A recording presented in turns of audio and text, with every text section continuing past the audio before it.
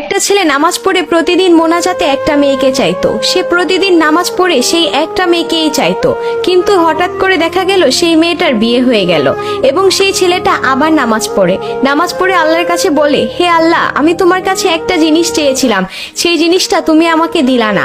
তখন আল্লাহর আরশ থেকে একটা কথাই ভেসে আসে, হে বান্দা, তুমি যেই জিনিসটা চেয়েছিলে তা তোমার জন্য উত্তম নয়, তুমি পাবে সেটাই যেটা তোমার কাছে অধিক উত্তম।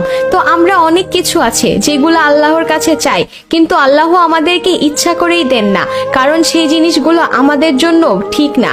আল্লাহ has a better plan for you.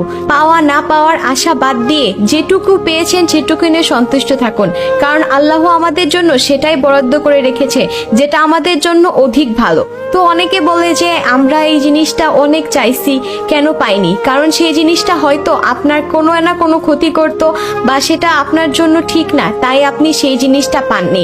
তো যেটা পাবেন না সেটা নিয়ে সবসময় শুকরিয়া আদায় করবেন, কারণ সেই জিনিসটা আপনার কাছে কতটা ভয়ঙ্কর এই জিনিসটা আপনি আল্লাহর কাছে চেয়েও পাননি।